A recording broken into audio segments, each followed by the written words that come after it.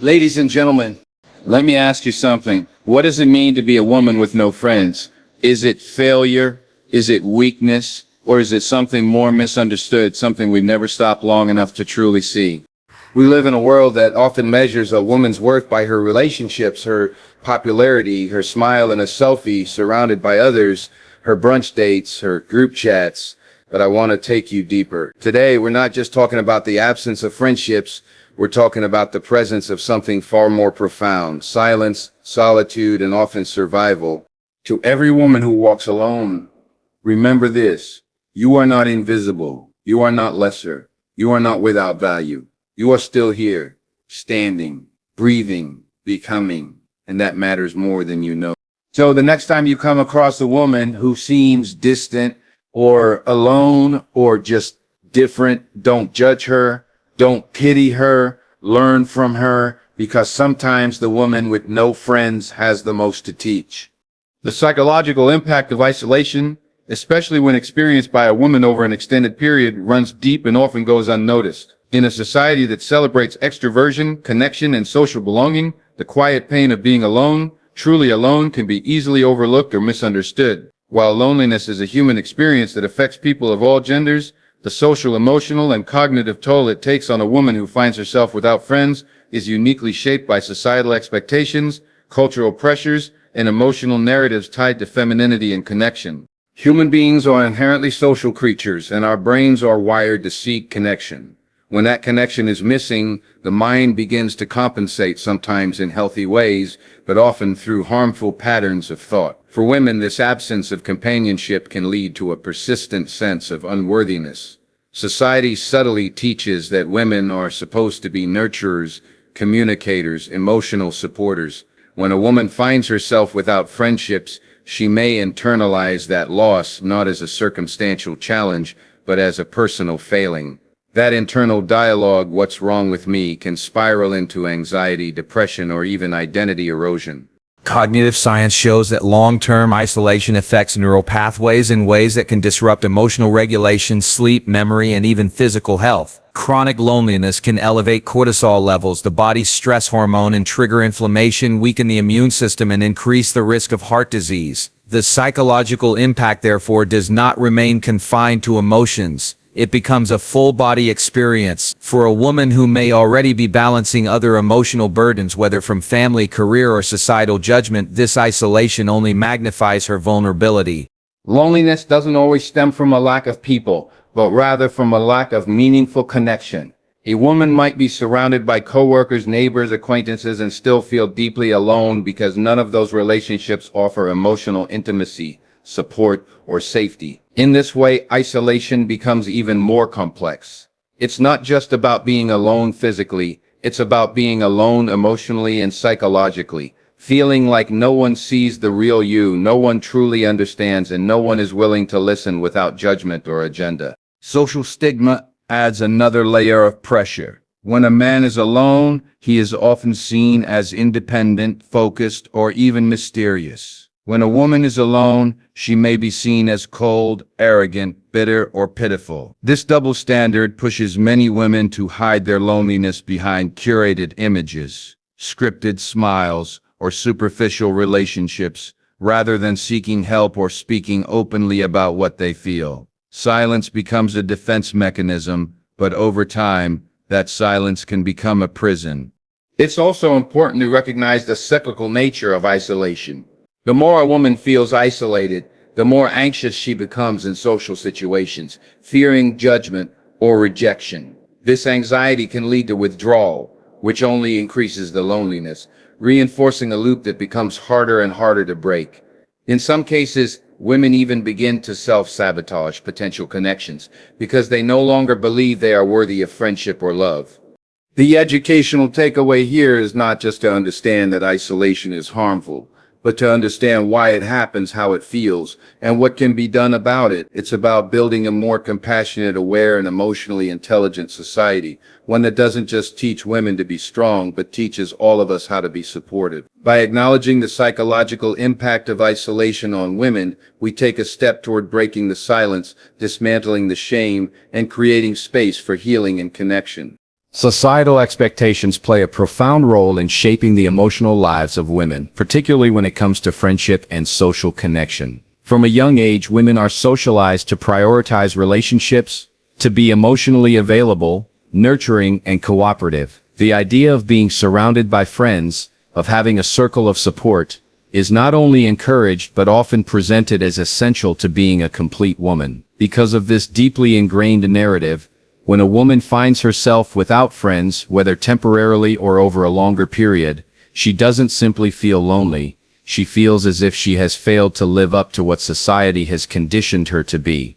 This societal framework does not leave much space for understanding solitude or social detachment without judgment. A woman who spends time alone is rarely seen as empowered or content in the same way a man might be. Instead, she is often viewed through a lens of pity or suspicion. People ask, why doesn't she have friends, or what's wrong with her, as though her social isolation must be a reflection of her character, rather than a result of circumstance, personality, trauma, or choice. This unfair scrutiny puts additional psychological pressure on women, making it harder for them to feel comfortable in their own company, and even harder to reach out when they need support. Cultural messages further reinforce these expectations. Popular media, movies, television, books, and social media often portray female friendship as vibrant, dramatic, omnipresent, and essential. Women are expected to be constantly connected, emotionally expressive, and engaged in deeply bonded relationships. While these representations can celebrate the beauty of connection, they also create unrealistic ideals. Not all women experience life this way. Some may find it difficult to maintain long-term friendships due to moving frequently, demanding careers, family obligations, or personal struggles such as anxiety or introversion. Yet, when the reality doesn't match the cultural image, they may feel inadequate, as though something fundamental is missing or broken within them.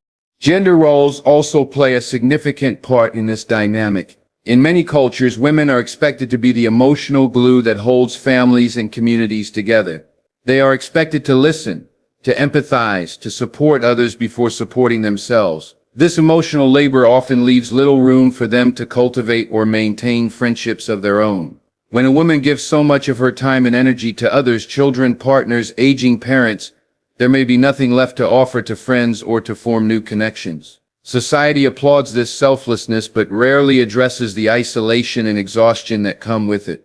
Additionally, as women age, societal expectations shift again.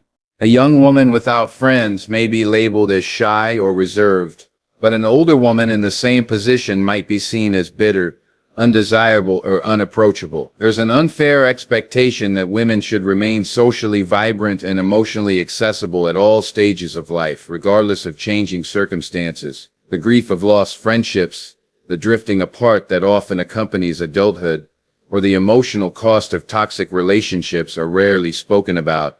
Yet they all contribute to a woman's social reality. In educational terms, it is essential to unpack how deeply these societal expectations shape not only how women view themselves, but how they are viewed by others. When a woman has no friends, it is not always a reflection of her effort or personality. It can be a byproduct of structural, emotional, or cultural forces that limit her ability to form or maintain meaningful relationships. Recognizing this is the first step toward creating a more compassionate society, one that validates all women's experiences, encourages emotional honesty, and redefines connection in ways that allow women to exist fully, even outside the traditional social narratives. There is often an overemphasis on quantity rather than quality. Society tends to praise the woman who appears to be constantly surrounded by people.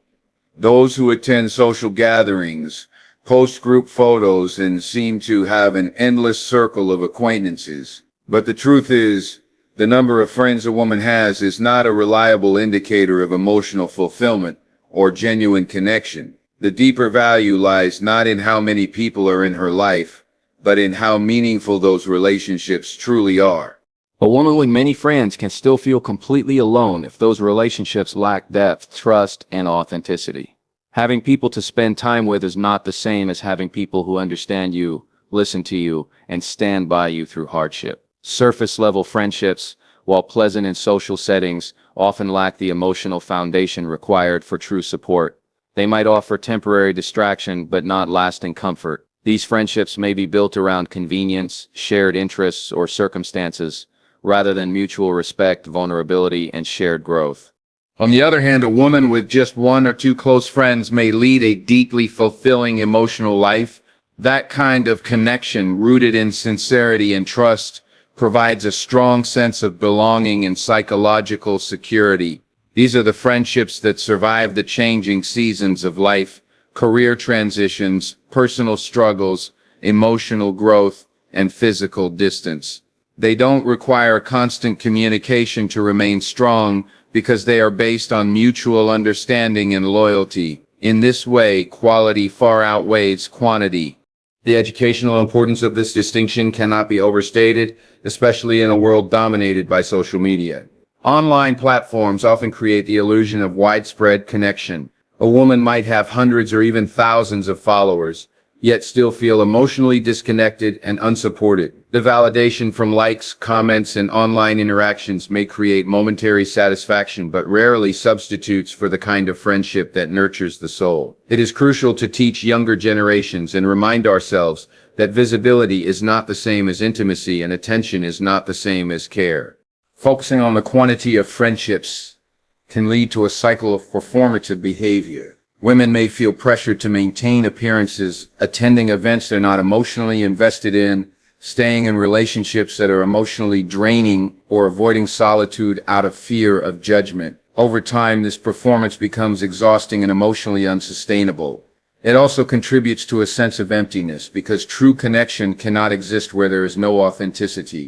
Understanding the value of quality friendships also requires emotional maturity. Not all people are meant to stay in our lives forever. Sometimes growth means letting go of relationships that no longer serve our well-being. That can be a painful process, especially for women who are conditioned to preserve harmony and prioritize others' needs.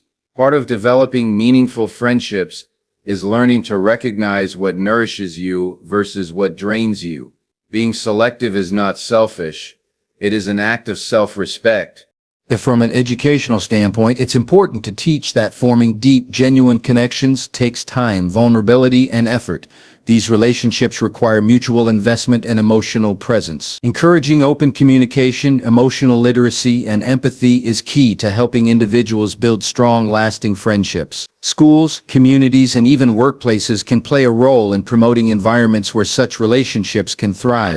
The goal should not be to appear socially rich, but to feel emotionally supported. The woman with one honest, loyal, and loving friend may be far more fulfilled than the woman with 100 shallow connections. It is time to shift the conversation from how many to how meaningful, and to value relationships not for their visibility but for their impact on our hearts and minds.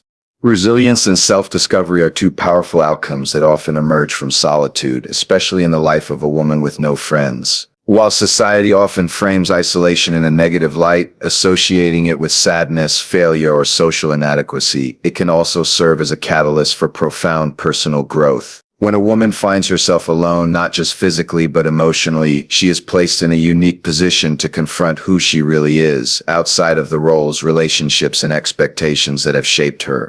Being alone strips away distractions.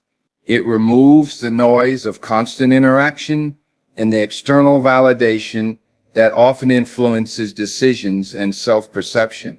In that silence, a woman begins to hear her own voice more clearly. She starts asking questions that may have been buried under years of pleasing others or maintaining appearances. Who am I really? What do I value? What do I need? What do I believe? These are not easy questions to answer, but in solitude, they rise to the surface, and for the first time, there is space to explore them without interference. This journey of self-discovery is not always gentle. It can feel uncomfortable, even painful at times, because it requires honesty. A woman may have to face her insecurities, her regrets, her patterns, and her past. But this process is also where healing begins. It is where she learns to validate her own worth, rather than waiting for someone else to do it. It is where she discovers that strength does not always come from being surrounded by others, but from standing firm when there is no one to lean on. Resilience is born in moments of struggle. It grows every time a woman picks herself up after disappointment, betrayal, or heartbreak. When a woman has no friends to turn to, she becomes her own support system. She learns to soothe herself, to motivate herself, to advocate for herself. Over time, these acts of self-care and self-reliance build a strong internal foundation. She begins to trust her instincts more. She becomes emotionally agile, able to adapt to challenges with grace and perseverance. Resilience does not mean she no longer feels pain. It means she no longer fears it. Many people mistakenly believe that a woman without friends must be weak, or perhaps unlikable. But in truth, many such women are simply walking a different path, one of introspection and quiet evolution. They are learning how to be whole on their own terms. They are developing clarity about who they are and what they want from their relationships, so that when they do connect with others in the future, those connections are rooted in authenticity, not dependence. This process of building inner resilience also reshapes a woman's understanding of friendship. She no longer seeks relationships to fill a void, but rather to enrich an already full life. She becomes more discerning about the people she allows into her space because she knows her worth and the cost of peace.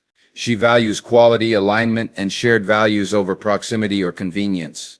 From an educational perspective, it is essential to reframe solitude not as failure, but as a phase of empowerment. The classroom of solitude teaches lessons no one else can teach about patience, independence, reflection, and emotional strength. Institutions, mentors, and communities should encourage this perspective, helping women of all ages understand that being alone is not something to be feared or hidden, but something to be embraced when it leads to growth. In the end, a woman who has walked through the fire of loneliness and emerged stronger is a woman who knows herself deeply. She may walk alone, but she walks with purpose. Her silence is not emptiness, it is wisdom. Her solitude is not sadness, it is space for becoming. And her resilience is not accidental, it is earned, cultivated through every quiet victory, every moment she chose herself when no one else did. Barriers to friendship for women are often more complex and nuanced than they appear on the surface. While friendship may seem like a natural human experience, many women face significant challenges in forming and maintaining close, supportive relationships. These barriers can be psychological, social, emotional, or circumstantial, and they often intersect in ways that are difficult to untangle. Understanding these barriers is essential not only for women navigating loneliness, but also for society as a whole, to become more empathetic, inclusive, and emotionally intelligent. One of the most common barriers is trust. For many women, past betrayals have left emotional scars that make opening up to others difficult. These betrayals may have come in the form of broken friendships, gossip, manipulation, or exclusion. Experiences that can begin as early as childhood and continue into adulthood. When a woman has been hurt by those she once considered friends, she may develop a deep sense of caution. She learns to guard her heart, not out of bitterness but out of self-protection. The emotional cost of vulnerability can feel too high, and so she withdraws, not because she doesn't value friendship, but because she fears the pain it might bring. Another significant barrier is trauma. Women who have experienced emotional, physical, or psychological trauma may find it challenging to trust, connect, or feel safe in social environments. Trauma can reshape how a person views the world, including their expectations of relationships. It can cause hypervigilance, anxiety, or difficulty with emotional regulation, all of which can hinder meaningful connection. In some cases, women may even push people away unintentionally because they fear abandonment or feel unworthy of love. The isolation they experience is not chosen, it is a symptom of wounds that have not yet healed. Life circumstances also play a critical role. Women who are caregivers, whether for children, aging parents, or ill family members, often find their time and energy consumed by others' needs. In these roles, friendship may become a luxury that feels impossible to prioritize. Even when the desire for connection is there, the logistics of life, working long hours, managing a household, juggling multiple responsibilities, can leave little time for nurturing relationships. Additionally, women who move frequently for work, marriage, or family reasons may struggle to build lasting friendships in each new place. Constant change disrupts social continuity and can create a persistent sense of disconnection. Competitiveness and comparison, especially among women, can also be barriers to friendship in a culture that often pits women against each other. Socially, professionally, and even in terms of appearance, it's not uncommon for insecurity or jealousy to sabotage potential relationships. Instead of seeing each other as allies, women may feel the need to measure up, compete, or protect themselves from judgment. This mindset makes true vulnerability difficult, and without vulnerability, deep friendship cannot exist. Social conditioning also plays a part. Some women have internalized the idea that their worth is tied to how much they can give to others, how likable they are, or how perfectly they maintain an image. These expectations can lead to superficial relationships based on performance rather than authenticity. A woman may fear that if she shows her flaws or struggles, others will reject her. So she stays silent. She pretends. She distances herself. From an educational standpoint, it is important to address these barriers openly and without shame. Women need safe spaces to explore their emotional histories, to talk about loneliness, to unlearn harmful patterns, and to practice forming genuine healthy connections. Emotional intelligence, self-awareness, and communication skills are not just personal tools, they are critical life skills that should be taught and modeled across all stages of life. Friendship is not always simple, and for many women it comes with hidden challenges. But by acknowledging these barriers and addressing them with compassion and honesty, women can begin to break free from isolation and move toward relationships that are not only possible but healing, supportive, and transformative. Support systems and community engagement are essential tools in helping women who feel isolated, particularly those who find themselves without close friends. Loneliness is not always solved through individual effort. Often it requires a collective response, one rooted in empathy, structure, and intentional outreach. When a woman has no friends, it doesn't mean she has no value or desire for connection. It may mean she hasn't yet found the right environment, the right people, or the right opportunity. Building strong support systems and encouraging genuine community involvement can be a powerful remedy, not only to ease the emotional weight of isolation, but also to foster healing, belonging, and empowerment. One of the first and most impactful forms of support comes from institutional and local community spaces. Churches, schools, community centers, libraries, and even wellness groups can provide platforms for connection that are both accessible and non-threatening. These spaces offer more than just activities. They offer structure. For many women who struggle with making or maintaining friendships, unstructured socializing can be overwhelming. Walking into a group of people who already know each other, who seem to have formed bonds, can intensify feelings of alienation. But when women participate in organized settings with shared goals like a book club, a volunteer project, or a wellness class, they are given a natural context to interact, collaborate, and gradually build trust. Support groups, in particular, offer a unique and transformative kind of connection. Whether focused on grief, mental health, parenting, or recovery, support groups allow women to share their experiences in an environment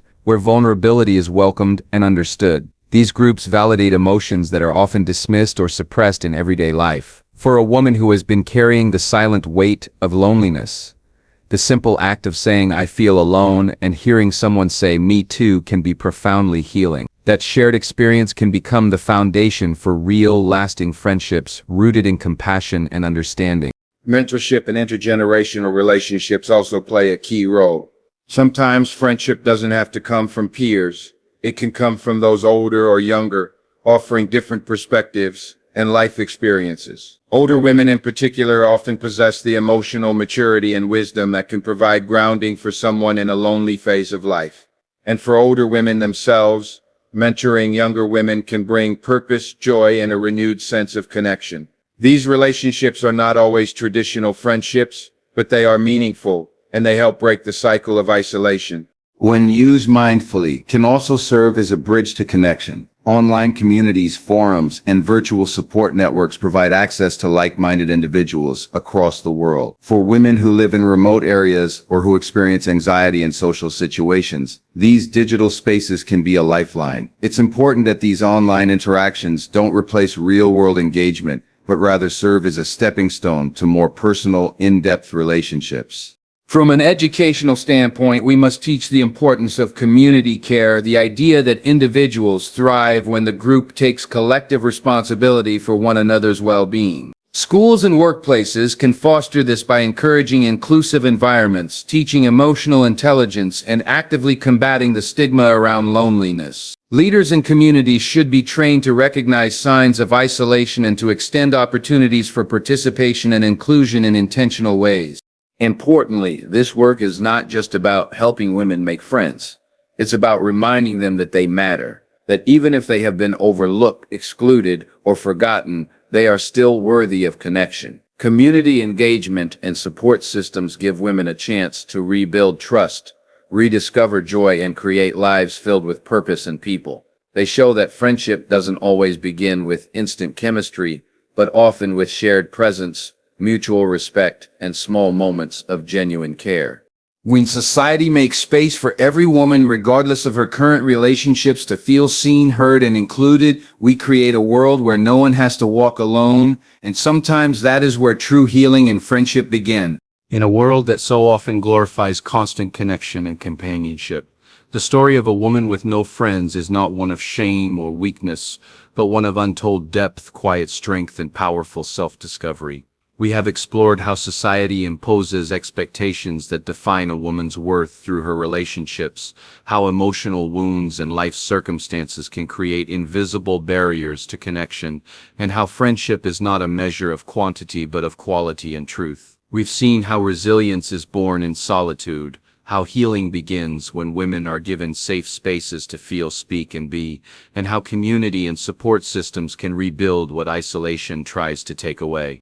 This speech is not a mourning of loneliness. It is a call to recognize its complexity, to treat it with compassion, and to respond with action. It is a lesson in looking beyond the surface and understanding that sometimes the woman who walks alone is the one who is building the most unshakable foundation within herself. And more importantly, she does not need to stay alone, not if we as individuals and as a society learn to create spaces where connection is intentional, empathy is practiced, and no one is left behind.